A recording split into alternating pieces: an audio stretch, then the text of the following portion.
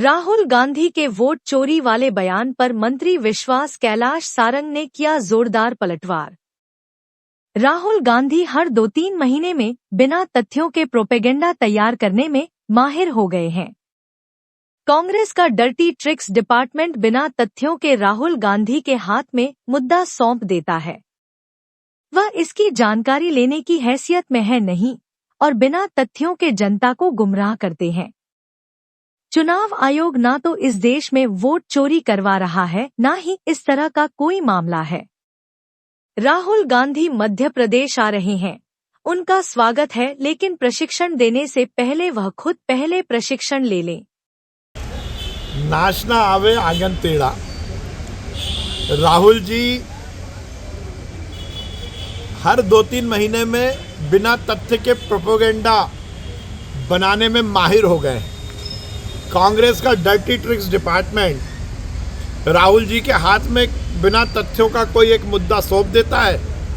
वो उसकी जानकारी लेने की हैसियत में है नहीं और बिना बात के जनता को गुमराह करने की कोशिश करते हैं। वोट चोरी की बात कर जनता को गुमराह करना, चुनाव आयोग पर बिना किसी बात के आरोप लगाना, ये राहुल जी की आदत हो गई है।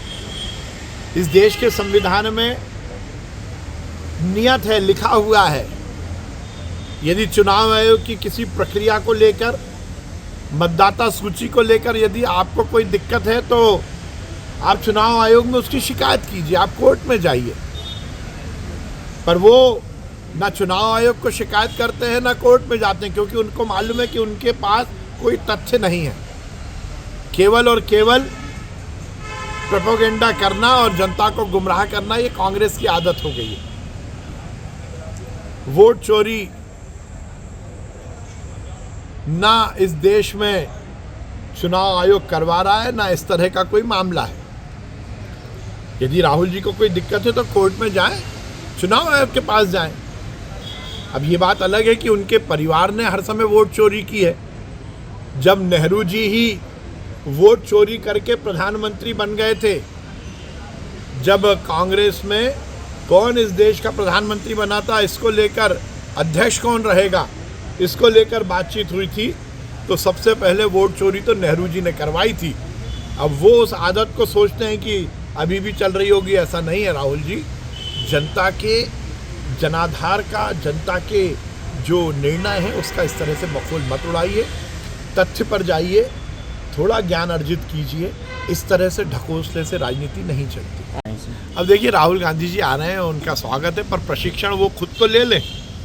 मुझे आश्चर्य है कि वो क्या प्रशिक्षण देंगे, जो खुद ही घोर अनुशासनहीन है, जिनको खुद को प्रशिक्षण की ज़रूरत है।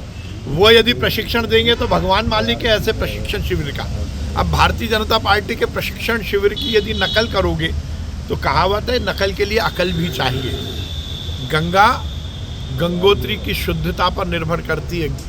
दिल्ली ही अनुशासनहीन है, दिल्ली के कांग्रेस के नेताओं को ही प्रशिक्षण की ज़रूरत है, तो फिर वो क्या प्रशिक्षण देंगे।